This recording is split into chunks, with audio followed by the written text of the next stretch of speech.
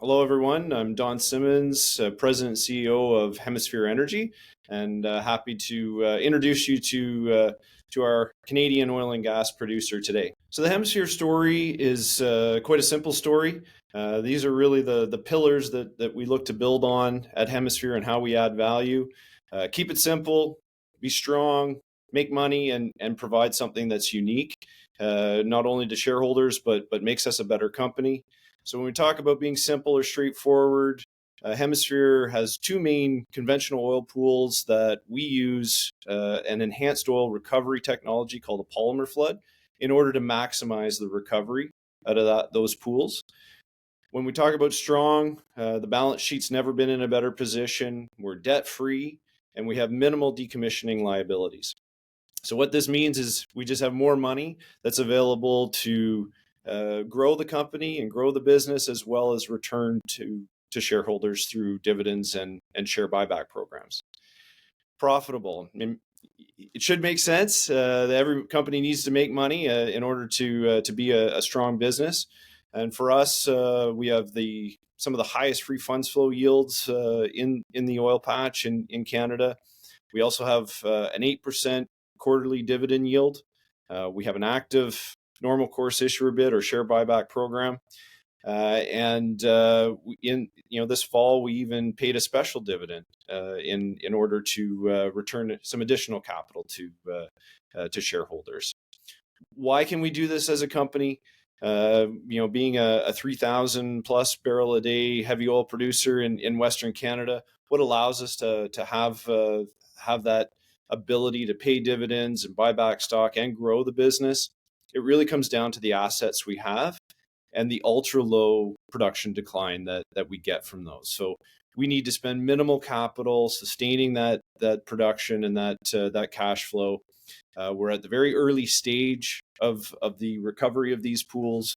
So this really, just allows us to harvest the cash flow from these pools and apply it either to growing in new areas, acquisitions in new pools and new ideas, and then that return of capital to shareholders. So if you look at the map, for those of you that know Western Canada, our assets are located in Alberta.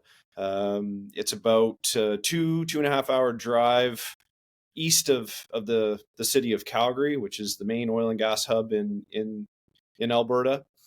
We trade in Toronto on the Venture Exchange, TSX Venture, under the symbol HME, and in the US, we've added the OTCQX listing over the last few years, and HMENF is our symbol there. We'll mention at this time, over the last number of years, we've increased our US shareholder base fairly significantly, from about 5% to over 30%. And that's been a big focus on the marketing and the adding to our retail and our institutional shareholder base there. Share price today is around that $1.30 range, so that's what we can use to determine some of our valuation in the market today. We've got about 100 million shares outstanding, and insiders have a significant ownership. We own almost 15% of the company between management and directors. So this gives us a market cap around that 130 million. We're sitting on cash today. We don't have any debt. Of just over 2 million in cash in the bank. And this leaves us an enterprise value, again, sort of in that 125, 130 range. And that's an important number to remember as we talk about cash flows, so our cash flow multiples. And also towards the end of the presentation, we'll talk and look at some of our reserve values. So how do our reserve values compare to where we trade in the market today? Current production, we just put out our third quarter in the last week or so, and gave an update. So production to date in the fourth quarter has been just over 3,350 BOEs a day. We are 99% oil. So when we look at that, we are an oil company, and it's heavy oil. So let's have a look at the Q3 numbers, give you a sense of our production and our cash flow that we generate, both in a gross and on a per barrel basis. So Q3 was second best quarter Hemisphere's ever had. We had great production, over 3,000 barrels a day. As I mentioned before, 99% heavy oil. So that generated over 24 million in revenue, and you could look at that as sort of a wellhead price. It was over $86 a barrel Canadian. So our field net back, so after royalties and operating costs, was just under $16 million or $56 a barrel. So fantastic margins on our barrels there. And that led to a cash flow, or what we call adjusted funds flow, of 11.7 million. So that's the money that was generated after all the corporate bills and operating and royalties and taxes are paid. And still over $40 a barrel, almost $42 a barrel. So fantastic quarter for the company.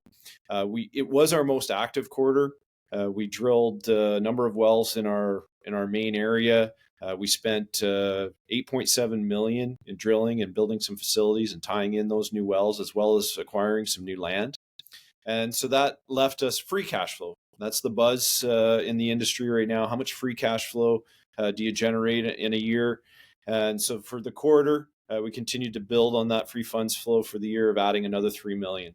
And as I mentioned before, sitting in a cash position and today building that cash position of over $2 million. Pictures on the bottom give you a little bit of a sense of what it looks like down in southern Alberta. It's farmland. It's an area that's been producing oil and gas since the 50s. So, farmers are quite used to working with the industry. They're great to work with, as well as all the services that we need to drill wells and to get our oil to market are all right, there within the local area. So this slide really just highlights Hemisphere on a free funds flow for our yield and the liabilities that we have as a company, both debt and decommissioning liabilities. So Hemisphere is on the green on the far left, and we're comparing ourselves to 20 of our peers in the Canadian oil and gas space. So these are oil-weighted, publicly traded oil companies that we consider to be similar type asset base. Some are larger than we are, but it gives you a good sense. So on the free funds flow yield, we ranked highest, up in the 20+% range for the quarter. So fantastic quarter again for us. And the red triangles that you see there, that gives you a value of debt and decommissioning liabilities. So again, you can see Hemisphere is right in there in one of the top ranked companies when it comes to liabilities. So let's get into the assets themselves a little bit. There's a map there on the side of this slide that shows the outlines of the pools and how we've been developing them over the last number of years. These are amazing reservoirs. They're great porosity, great permeability. We've been developing them now since 2016, 2017. We really started ramping up development here, building infrastructure, and expanding our enhanced oil recovery project.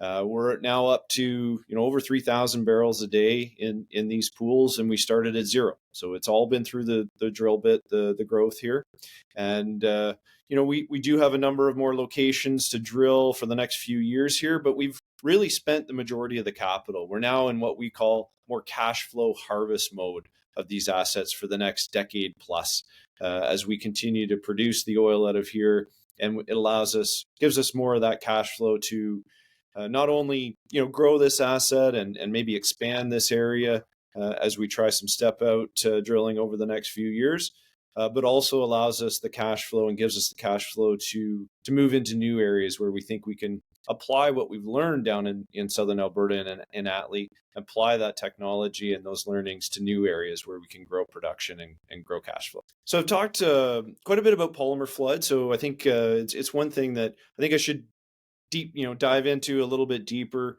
What is it and what do we do exactly with this polymer flood? So what the first thing I should say is this isn't something that's proprietary to Hemisphere. This is something that companies all over the world and certainly numerous companies in Canada use this technology in order to capture more of the oil that is in the ground.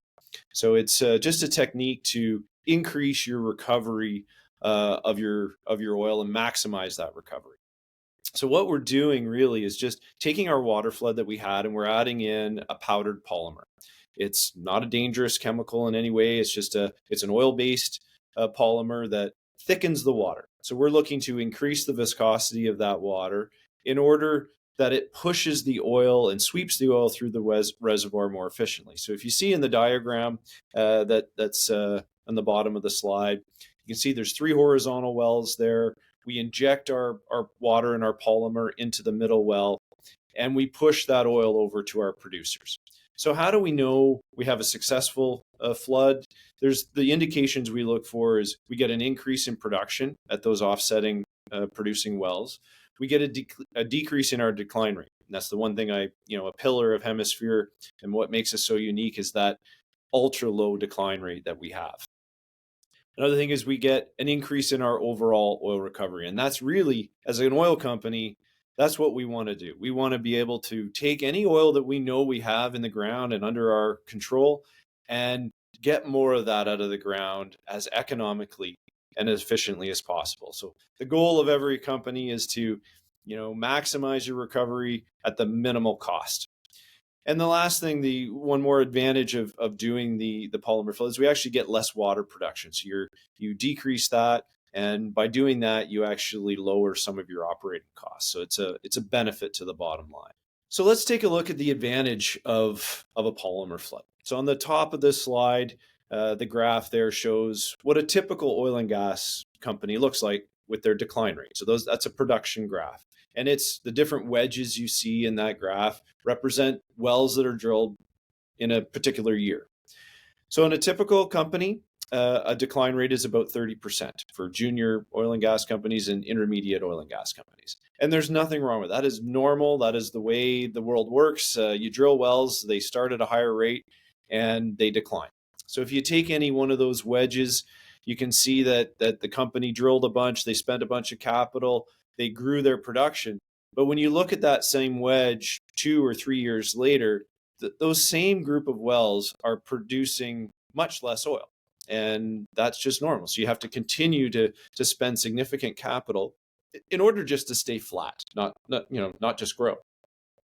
If we look at Hemisphere's graph on the bottom, our production profile, you can see it looks quite a bit different. And this is because of the polymer flood. And if you look towards the end, you can see, in the later years where we've utilized the polymer flood, we've drilled a number of wells. There's some decline, as you'll see, but then all of a sudden you see that the polymer flood kicks in, and that same wedge of wells are producing as much, in some cases almost more oil than what we were producing from those wells originally.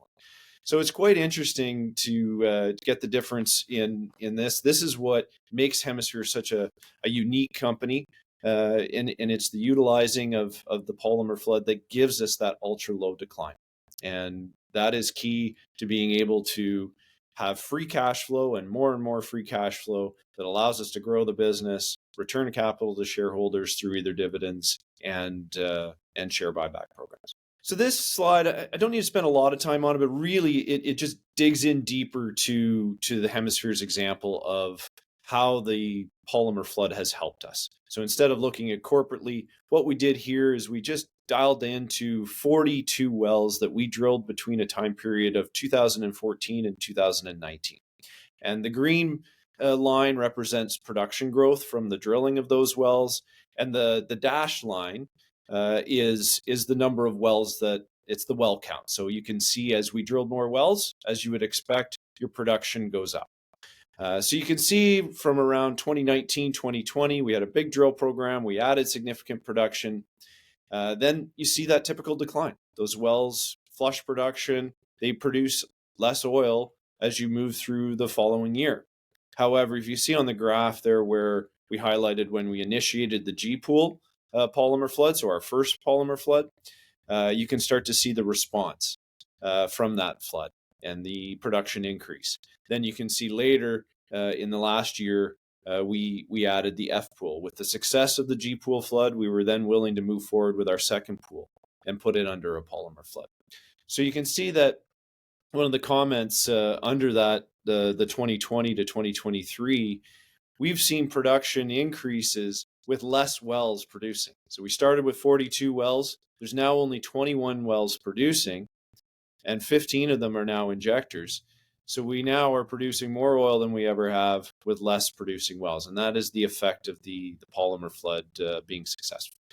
And so what does that mean corporately for Hemisphere? This here graph just really shows the growth in our corporate production over the last number of years as we've drilled more wells. Again, that's the dashed line. We've grown production.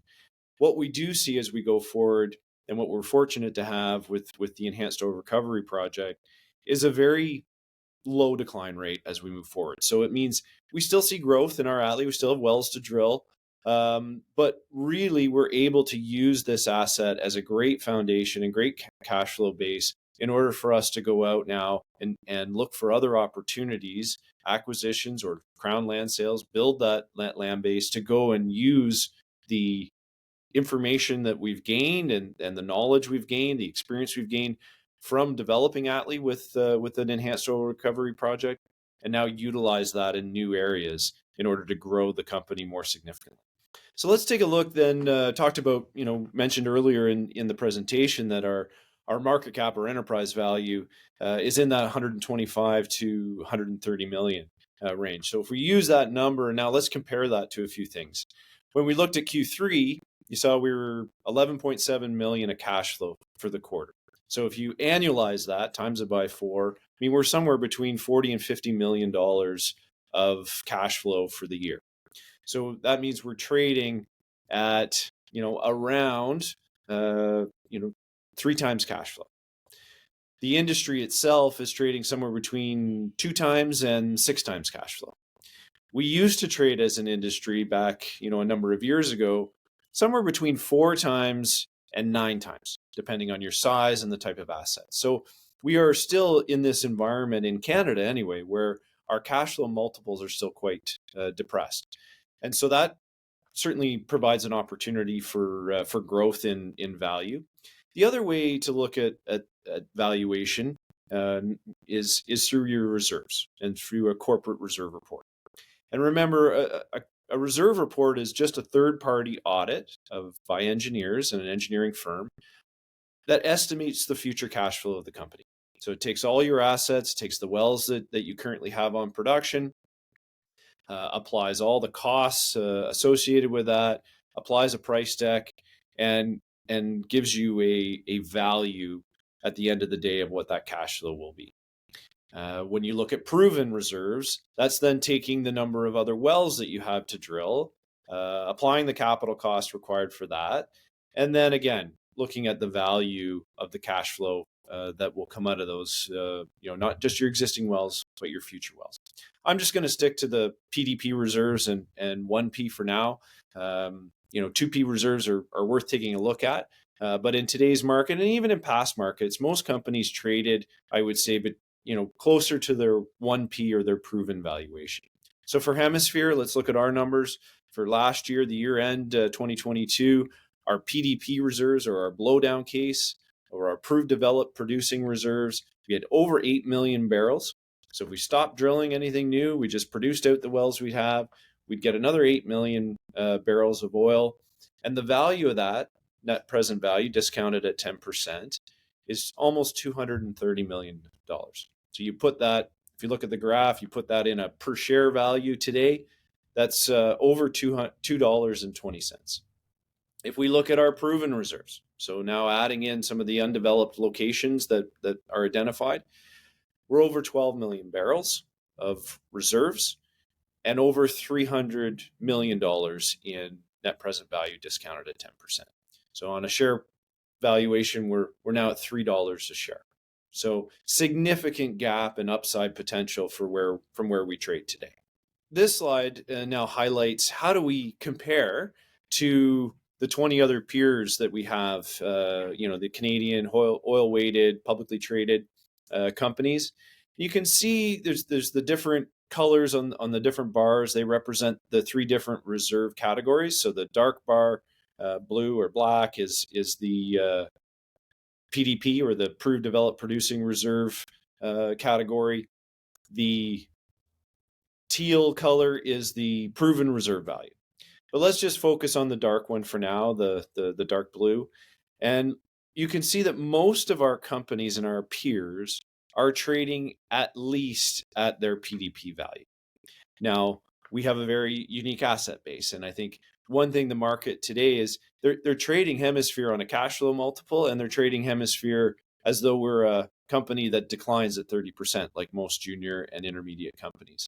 However, we have a very unique asset that gives this long life reserves and significant free cash flow.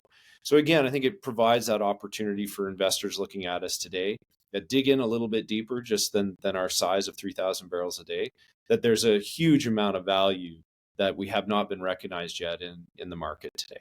So let's talk a little bit about our return to shareholders, our return to capital plan and program we currently have in place. So we do have a quarterly dividend. We pay 2.5 cents a share per quarter. We've been doing this now since we paid our debt off back in June of 2022. And to date, we've paid out almost $18 million in quarterly dividends. This is fully funded by our free cash flow. And in today's market, that is an implied yield of around 8%.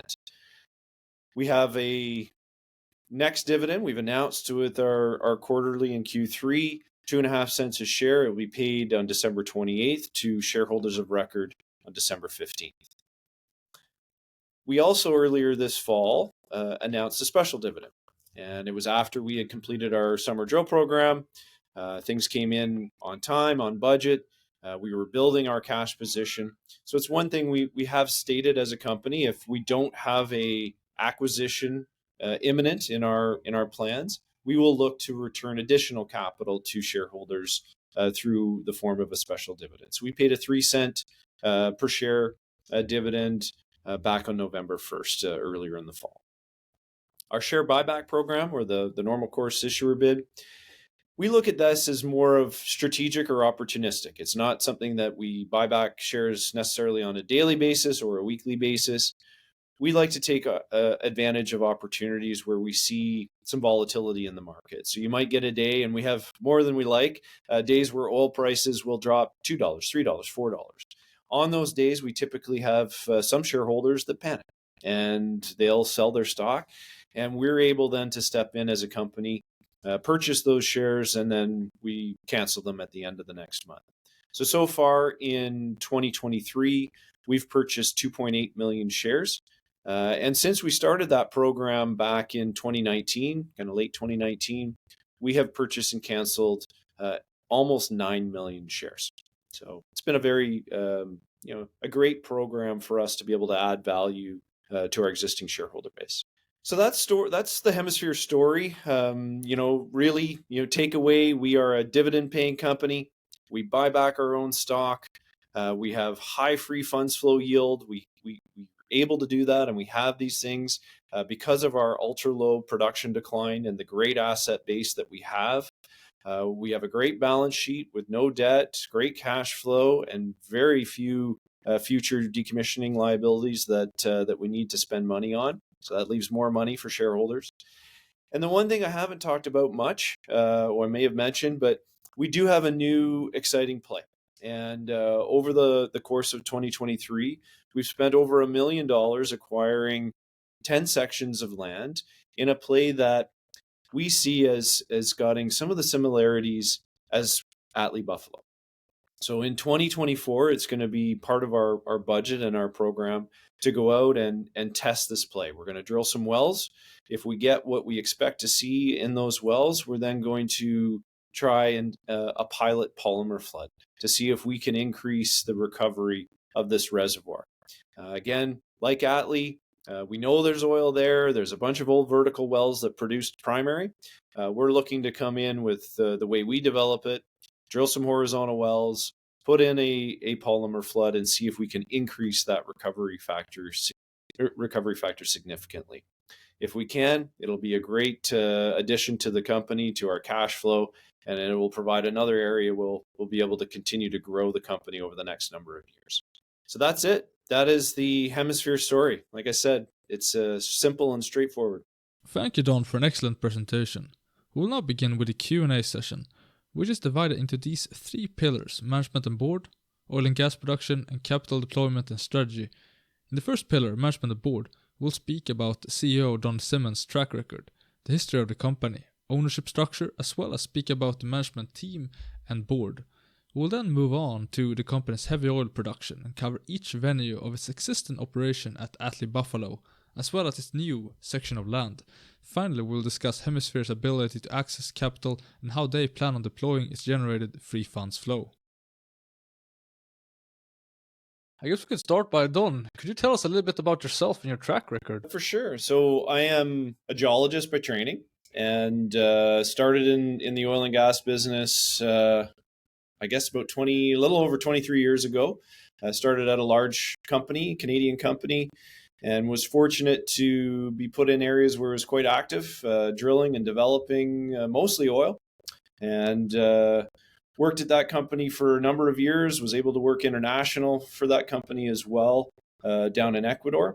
And after my stint there of 5 or 6 years, I then went to a small private company and grew that till we sold that company, and then I ended up at Hemisphere, and we recapped Hemisphere a number of years ago and started basically at zero and did it the old-fashioned way. We passed the hat around to friends and family to get us some seed money, and we've grown Hemisphere through the ups and downs over the oil industry over the last decade. But have grown through the drill bit from zero to where we are today at 3,400 barrels a day. Charles Sullivan founded Hemisphere in 1977. And as you said, you recapped it. So could you walk us through the company's history? For sure, yeah. Charlie's an interesting guy. He's our chairman. He is a forever explorationist, and however, he loves cash flow. So the company, long before I came along, was in both mining resources, minerals, and oil and gas. And a bit of his background, he's a geophysicist by training. So he spent the early part of his career doing geophysics work all over North America for a number of different companies.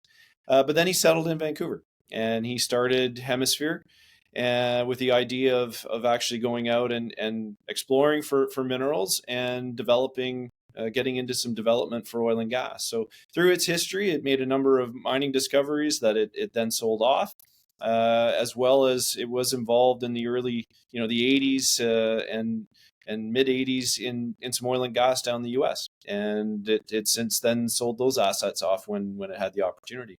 So when I came along a number of years ago, it had a small interest in an oil and gas play that Charlie had built, and really they looked to me to grow the company, get into assets that we could really build the value, and so Charlie laid a great foundation for the company to allow us to come in, add to the board and add to the team, and really add to the production and the cash flow of the company. Thank you. And that's why you're settled or have your headquarters in Vancouver and not Calgary as almost all other oil and gas companies. Yeah, I mean, it's a bit unique there. And that's, again, so the company was here, you're right. And I met Charlie after we sold the private company that I was involved with. I got married, and my wife got a residency position at the Children's Hospital here in Vancouver. So that's how I then ended up in Vancouver. And I only know how to do one thing, that's look for oil.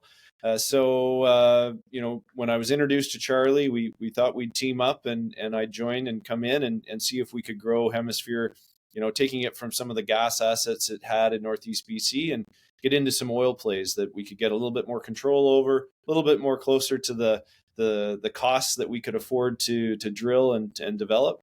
And that was the game plan, and we've pretty much stuck to that plan for the last number of years.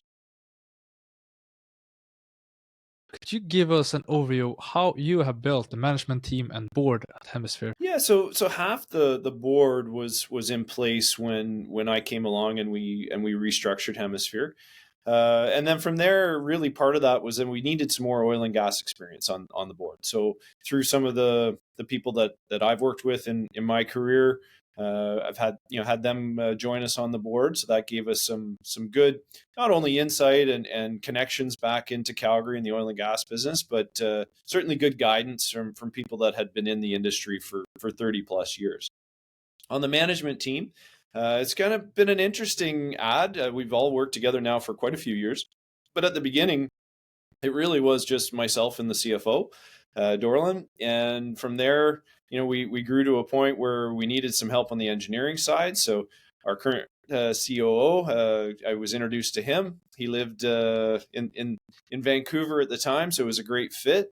And so we've worked together a long time. And as we continued to grow, we needed more help on the engineering side. So our VP of engineering, Ashley, I had known in Calgary for a number of years. She ended up moving to Vancouver, so I was able to add her to the team. And then, the company was getting to a point where it was hard for me to do all the corporate side, but also do all the geology side. So it was a great timing then that Andrew Arthur, our VP of exploration, he introduced himself to us as well. He had moved from Calgary for family reasons, and it was another great fit, great timing, and that really has been the foundation of our management team. And like I said, we've now been together for quite a few years, and we've stuck together through the ups and downs of the industry, and I think it speaks to the quality of the people. Could you give us an overview of Hemisphere's ownership, retail, institutional split, and who are your largest shareholders? Yeah, so it's we're really a retail story, especially over the last number of years and the way the market's been. I would say we're currently probably around 10% institutional held, so the rest being retail. And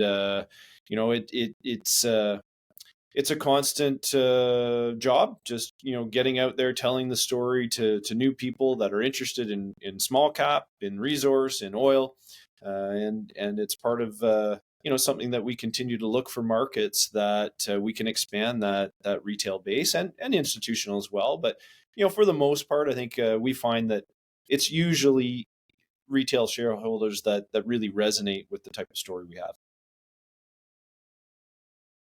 You have an impressive insider ownership, but how large is your own equity stake in Hemisphere? I'm between 3 and 4%, so it's a meaningful position for sure. I've been continuing to build that position over the years, and will continue to do so. I'm a firm believer that you should always invest in yourself and believe in what you're doing. And I think I think myself and the team, we've been conservative in building the company through the ups and downs, but we've added significant value, and I think there's a huge value gap there, even from what we've built and where we're trading today. So, I think if every day you're getting up and you're getting up to add more value, and that aligns you with shareholders, I think it brings a lot of credibility for myself and for the team when I'm out presenting to existing shareholders and to new potential shareholders. We will now inquire Hemisphere of its asset base, which more or less consists of Atlee Buffalo. We will among others be discussing heavy oil in general, production levels, where Don thinks peak production is, as well as its cost profile and exploration potential at Atlee Buffalo and the new area.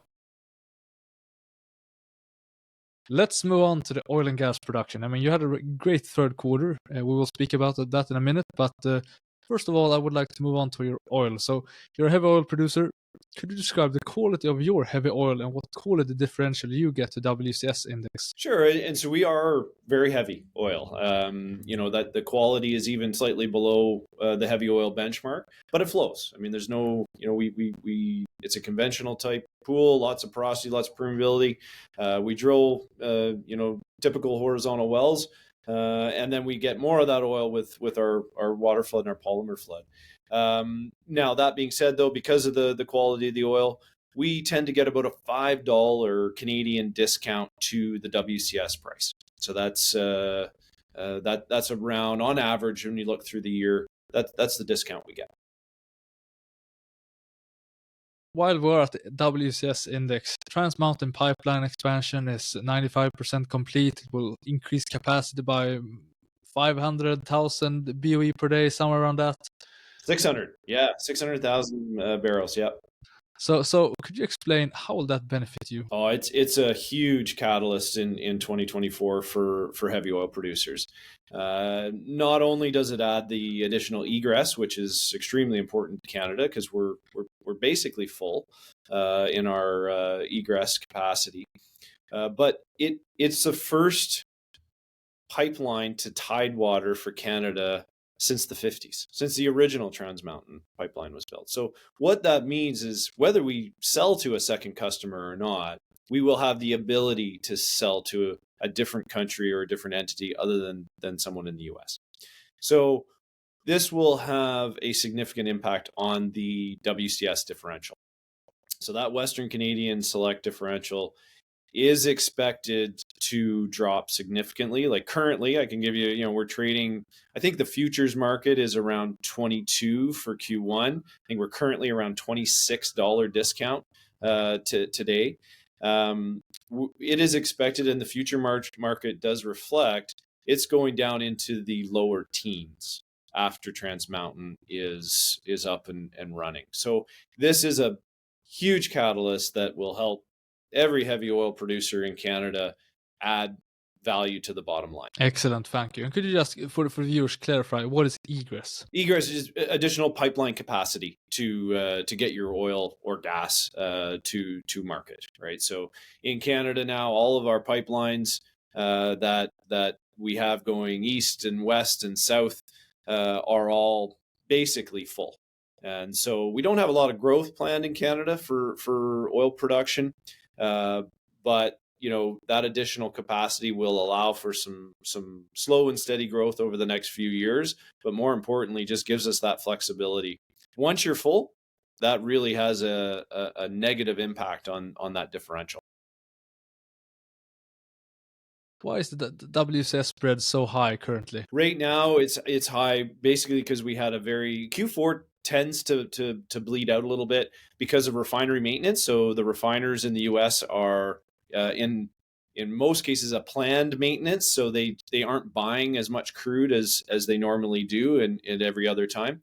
And the second part is there was a number of unplanned outages at some of the refineries, so unexpected downtime, which again just it backs up and you ended up building your inventory and your storage in Canada, and that then impacts the differential. So Atlee Buffalo, your core area, but you also have a small portion of production from Jenner. How much of your production percentage comes from Atlee Buffalo? Oh, it's the majority of it. I think it's 96 or 97% of our production comes from Atlee. Yeah, Jenner was a property we started down in southern Alberta. We did a few deals down there. We've tried a few things over the year, and maybe next year we'll try another idea. We do have a very good underutilized facility there, but the rates of return, the risk profile, the growth profile has been so great in Atlee that we've dedicated most of our capital to Atlee. Do you have full operatorship in Jenner? Yes. Yeah. Everything we have today, we own 100% and operate 100%. It's part of our corporate philosophy is we want to own it all. We don't want to have partners unless we have to, just so we can dictate timing of CapEx and differences of opinion on development. And operatorship's key to be able to have a handle on how things are done and really you want control over your barrels.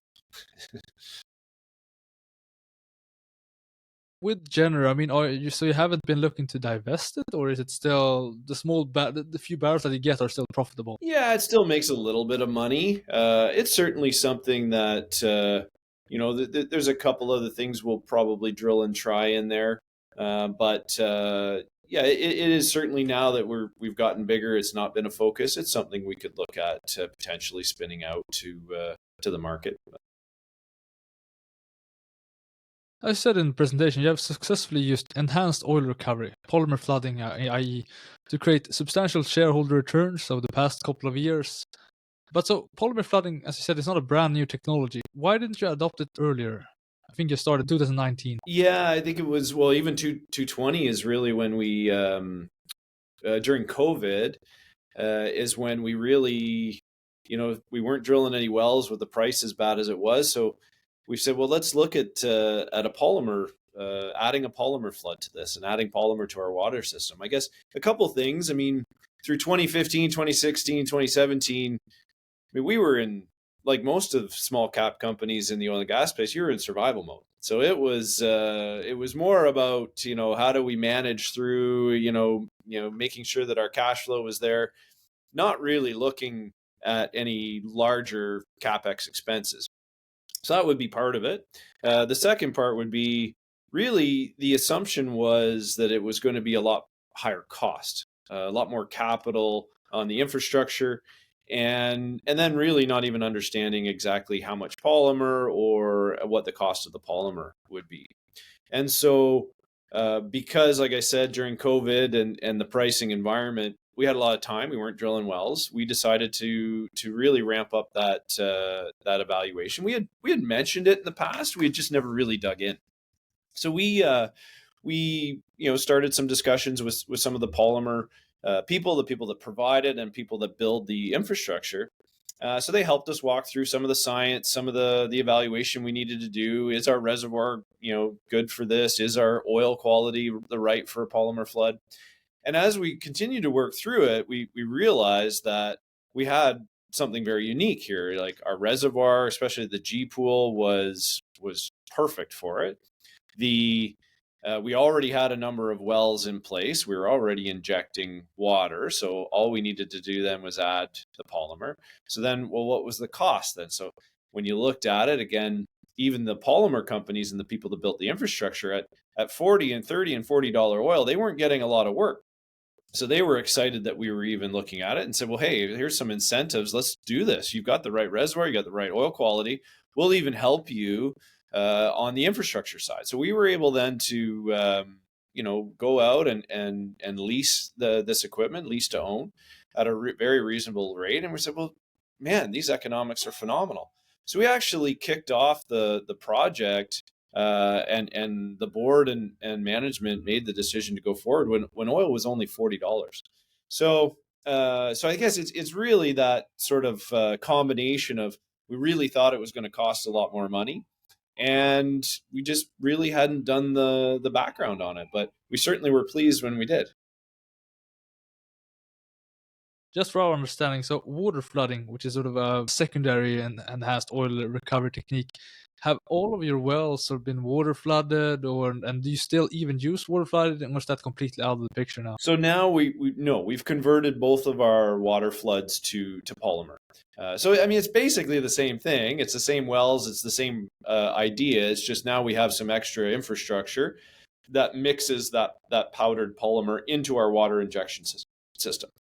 And so, but the plumbing, the pipelines, the injection wells, all that's the same. And a lot of that we had in place. Now we've added more. As we drill more wells, we have to expand the polymer flood throughout the entire pool. So we're still in the process of doing that. And every drill program we have, we expand our wells, our producing wells, but we also expand our injection wells. Yeah, it's been a very successful project to date. Yeah.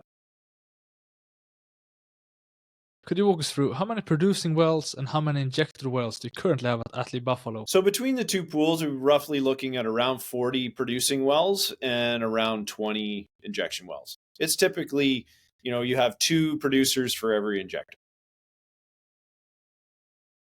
Sometimes you directly drill injector wells, and sometimes you convert producing wells to injector wells. Yeah, and that really, is typically determined by some of the evaluation or science that we get, or the data that we get back from the reservoir. When we drill a well, we'll get some pressure data, and at that point we may determine, okay, the reservoir in that part of the pool is a little bit lower pressure than we had anticipated, so let's not produce that. Let's just go straight to injection there to get that pressure up in that part of the pool and push that oil even sooner. In some cases, though, we drill some wells and the pressure's pretty good, and we determine that we don't need the injection right away. So we'll then, produce those wells for maybe 6 months, maybe 12 months, and then we'll convert that well that we had planned to be an injector to an injector at that time. How many unbooked and booked drilling locations do you have at Atlee Buffalo? Well, in Atlee, I think we're probably sitting around still after this year's drilling, around 20 booked locations. Unbooked, there'd be a handful more than that. But one thing we'll probably look at doing in 2024 is using some vertical wells to step out and see if we can add some more to that inventory, moving and seeing if we can either new stand bodies or extending some of the pool boundaries of our existing pools. Okay, so in other words, you would step out, but you would still be within the boundaries of the G and F pool. Not the current boundaries as they're drawn today, but our 3D seismic or our geological interpretation would indicate that, hey, this pool could be bigger, or maybe it's a separate pool, but there's another sand body there. So we'll try some of that in 2024 and see if we can increase some of the future inventory there.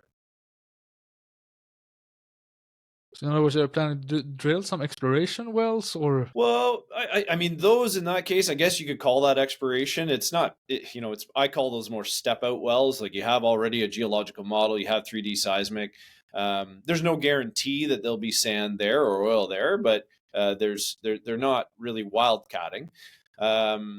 We tend to every year try a more exploration type idea or a higher risk idea. We'll probably continue to budget a small amount of that every year for testing that, something that maybe has a bit more higher impact. We don't promote that. We don't really talk about that a whole lot because typically we're not putting a lot of money into land up front. But if we were successful, we would then want to go and increase our position on that success. So we don't really want to talk about any of those successes until we've built that land position. But yeah, it's a part of being a resource company is continuing to evaluate those higher impact opportunities. With your current drilling inventory, call it 25 booked and unbooked drilling locations, how many wells, both producing and injector, would you have to drill per year to sustain the current production level of 3,350 barrels per day? I mean, at sort of that low decline rate that we're seeing there, I mean, you're probably looking at 2 or 3 wells a year. Maybe with an injector 4 wells a year to maintain that. So with us drilling, we typically look to drill 5, 6, 7 wells a year. So we are always looking for that extra growth on top of the sustaining. But that's roughly where you'd be in that, call it 2 to 4 wells a year. And so you're roughly looking at $3 or $4 million a year in capex to sustain that. So in other words, the injector wells are as expensive or are as cheap as the producing wells. Correct. Yeah. Where do you see or expect production to peak for Atlee Buffalo? Well, I think based on our current models, I still think we'll be able to peak up closer to 4,000 barrels a day in Atlee. So the more significant growth will come either in some new discoveries around Atlee or in new areas where we're going to be testing over the next few years. Do you perceive Atlee Buffalo as well defined in terms of drilling inventory, or do you still think there is exploration potential, and how large? Yeah, I think there is potential there for exploration or step out, and we haven't done any of that. Our focus as a company has been really to maximize cash flow, maximize and make the balance sheet as pristine as possible. So we've really focused on development. But this year with the balance sheet where it's at and the cash flows at these prices, we believe it's probably time to test a few of those ideas in and surrounding in Atlee. So that'll be part of the plan for 2024. What royalty rates do you have on Atlee Buffalo, and how sensitive are those to the oil price? So Atlee, there's a couple of different things to talk about there. In the F pool, we do have a enhanced oil recovery incentive royalty, and so it's 5%. And I think I think it's a 50-month incentive. of which we're probably a year and a half into it already. So we pay 5% on the F pool. On the G pool, though, it's the normal crown royalty, and in today's price environment, it's around 20%. And it does fluctuate with price. So the higher the price goes, it'll creep up towards 25, 26%. If we see lower prices, then it comes down into the middle teens, or lower if price goes really low. But so it's sort of a natural hedging a part of the Canadian oil and gas production and royalty scheme there. But overall, very quite competitive royalties. What prices would we have to see for the royalties to creep up to 26%? Oh, I think when we saw those prices, a few years ago, up in the $120, $130 range, we saw probably some of the highest royalties we've seen in a long time.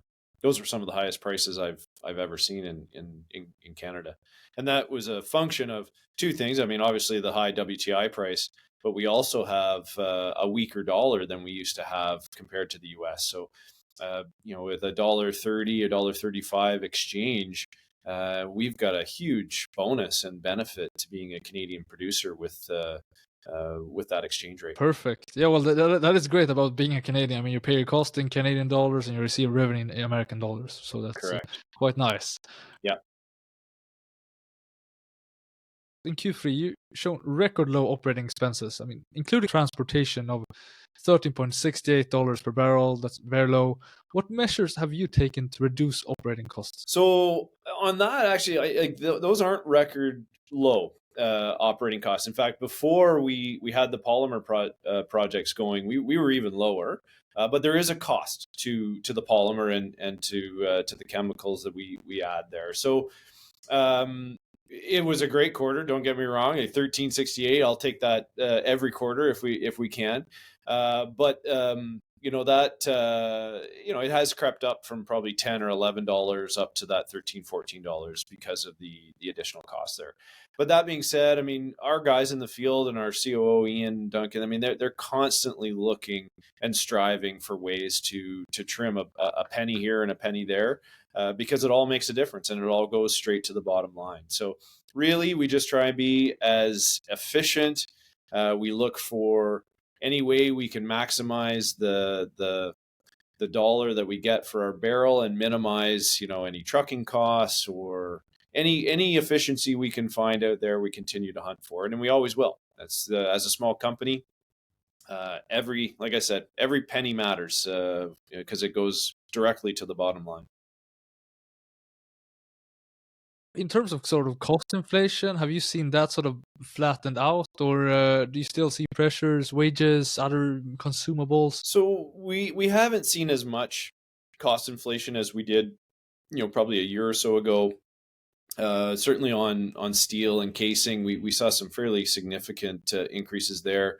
Day rates for drilling, all that kind of stuff.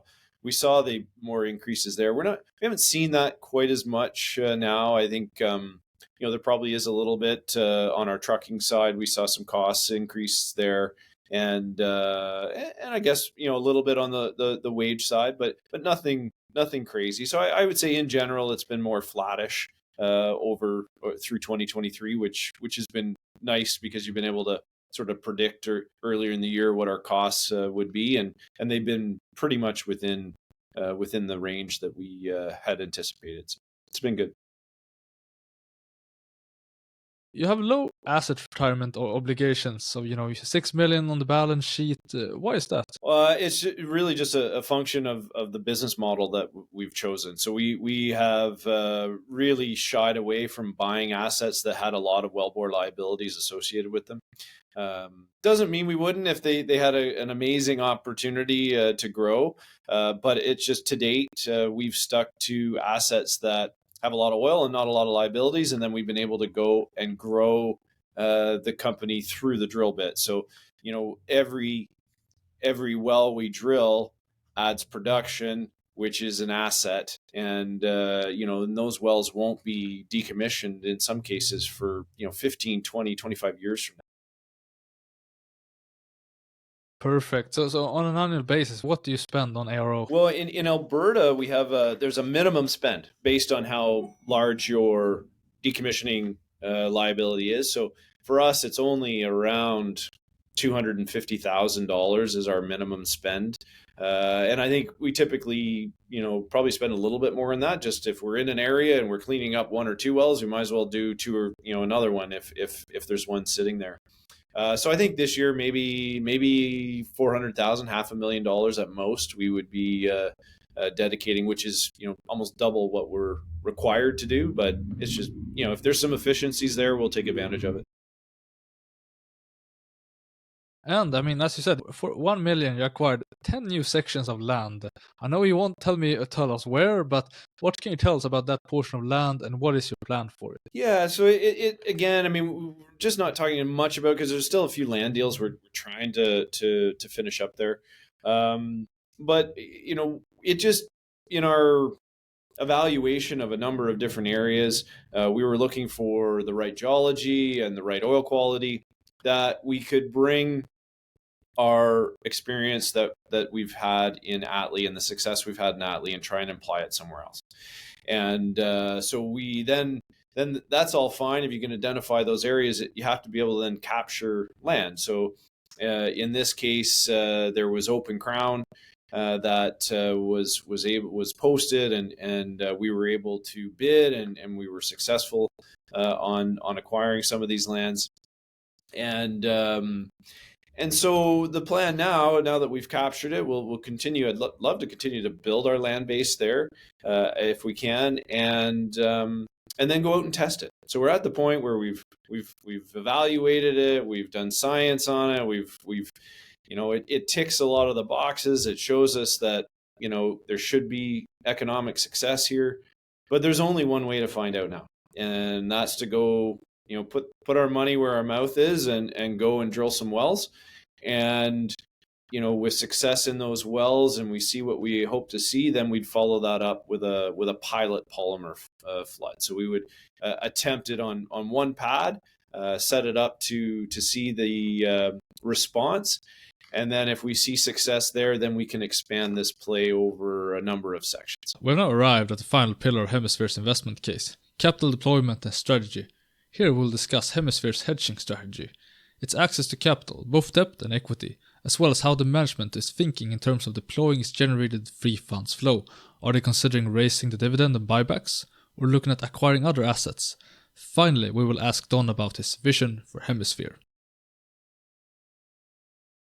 I guess we could start by, you have a hedging program in place. It's not a very large program, but it's a small program. So what's your view on hedging, and how do you plan on utilizing hedging going forward? Right. So we are required to have 10% of our production hedged by our lender, even though we don't have any debt, but we do have access to a $35 million credit facility. So in order to have that, that's part of that. It's a very flexible hedging requirement, but so that sort of gives you the base case that we have in place for our hedging program.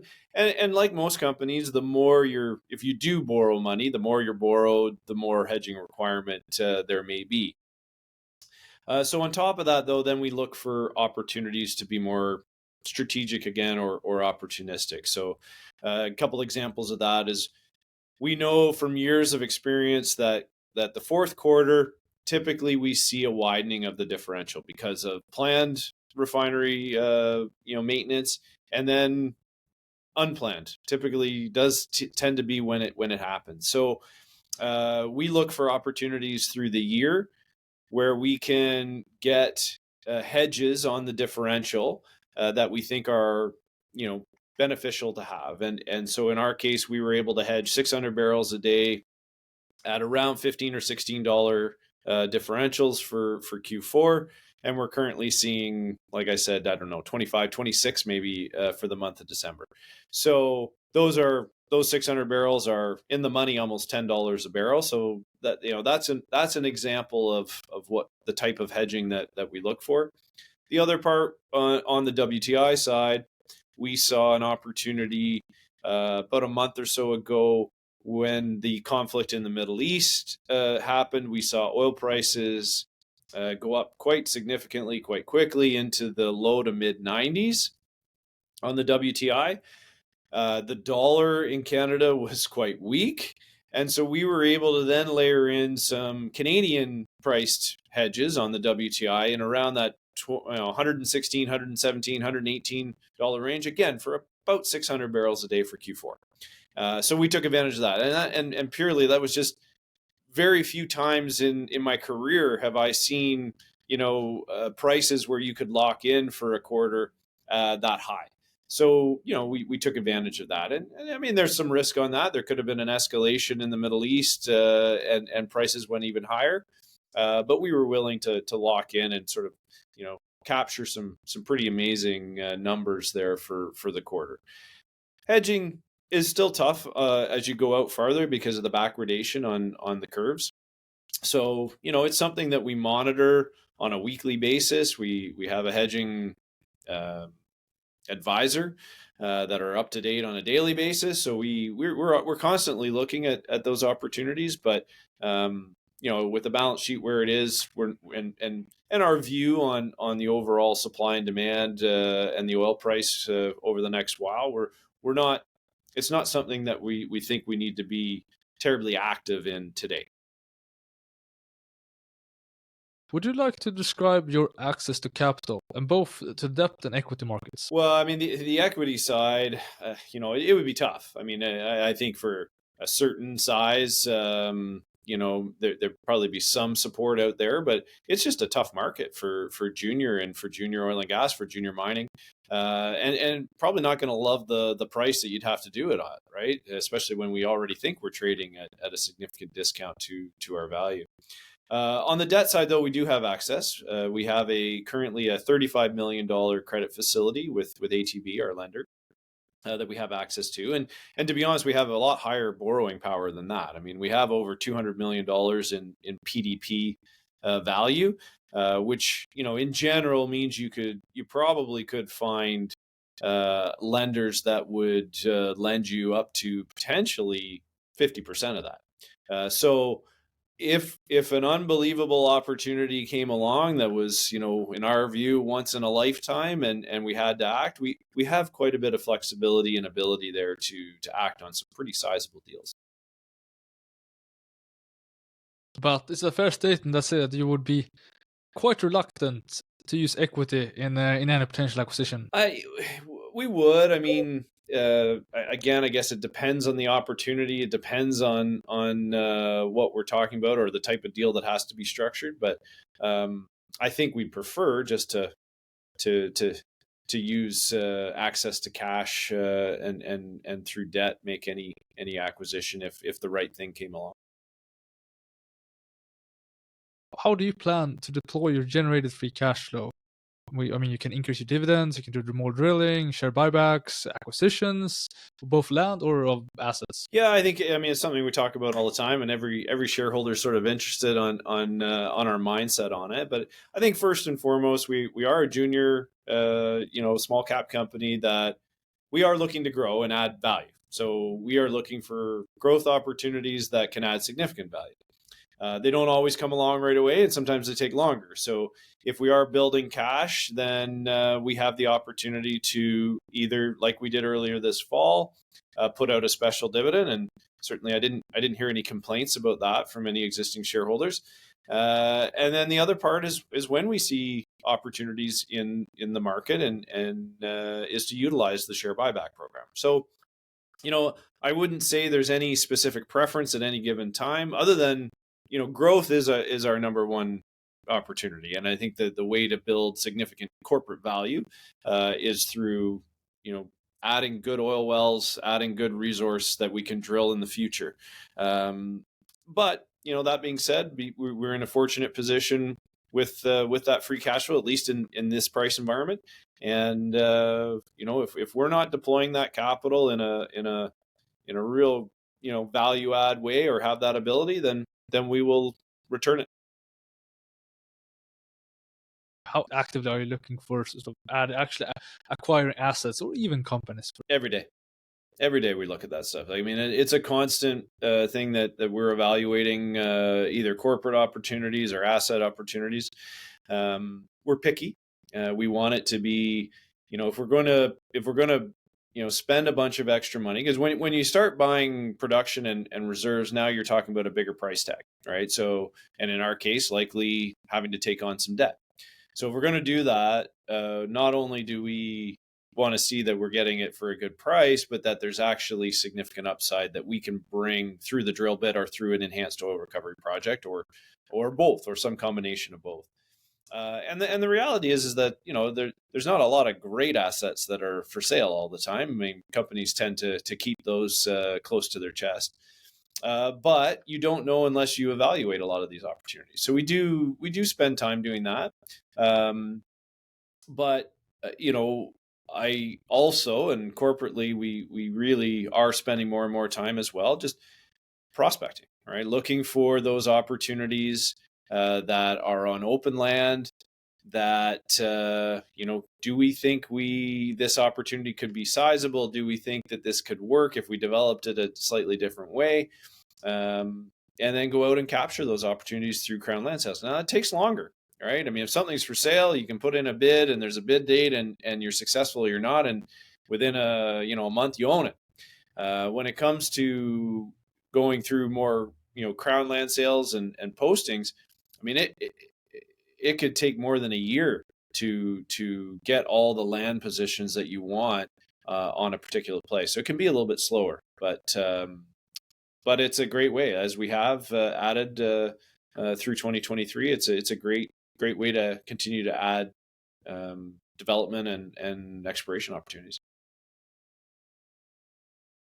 Who are the potential sellers of both assets, but also of companies? I mean, are we talking majors divesting assets, or talking private equity backed smaller private companies, or could you add some color to that? Yeah, I wouldn't say majors right now. I would say there's some mid cap companies that have refocused, I guess, over the last few years, and then some of their smaller assets they really aren't seeing capital or not really developing, so they're putting those out to market for smaller companies or other mid-sized companies to evaluate and bid on. And then we do see a number of either smaller private equity backed or even public companies that maybe they're just, in some cases, they're frustrated with where the valuations are. Maybe they don't have the type of asset that is able to return capital to shareholders and grow at the same time. So they are looking for alternatives, like how do we create some value for shareholders here in this kind of market. And that might mean selling into a bigger entity, merging with another company. So I think those are, we see quite a bit of that. On the private equity back side, I mean, there's a number of companies that are have been at it for quite a few years. And so with the pricing today, I think some of them are saying, okay, well, we've added significant value. I may not like the cash flow multiple that I'll get bought for, but we've still added a lot. And if I take shares in a company that's a great company, or we really like the assets they have, then we can grow with that entity. And, maybe we'll make even a higher return as that company grows. So those are the type of opportunities out there. What is your view on dividends versus buybacks? I like them both. So, and it's funny. I mean, I talk to lots of shareholders, and every shareholder has a slightly different tax position, a slightly different view.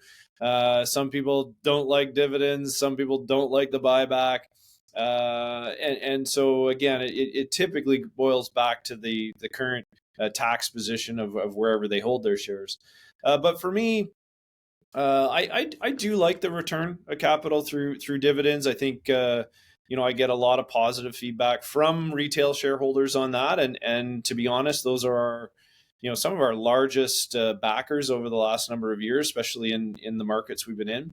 But then I always like the idea of decreasing your share count, right? Like if the company can decrease that share count, you're just increasing, especially for long-term holders, we're increasing that position you own in a great asset, in a great company.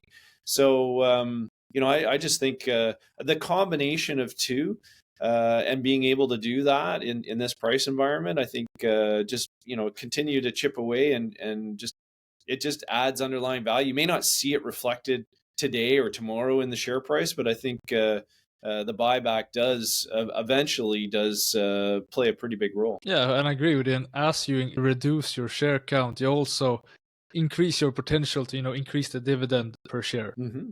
Yeah, what we're paying out less. Every share we buy back is one less 2.5 cents on a quarter that we or 10 cents a year that we're paying out. So you're right. Eventually you have the opportunity to increase or put some money away and do a special now and then. Yeah. When you're looking for acquisitions, what are you looking for, and sort of what multiples would you be willing to pay depending on the inventory quality, etc.? Well, it's so what are we looking for? I mean, as I mentioned before, we're looking for the ability to grow an asset through the drill bit or through an enhanced oil recovery project. So if we're going to buy something, I mean, the market today, depending on how many liabilities you're picking up with it, depending on maybe potentially the decline rate of the asset, depending on the inventory, somewhere between 2 times and maybe as high as 4 times cash flow multiples is what we're seeing on the selling or acquiring side. So we need to see the right geology. We need to see the right upside. And that's what really we spend our time on.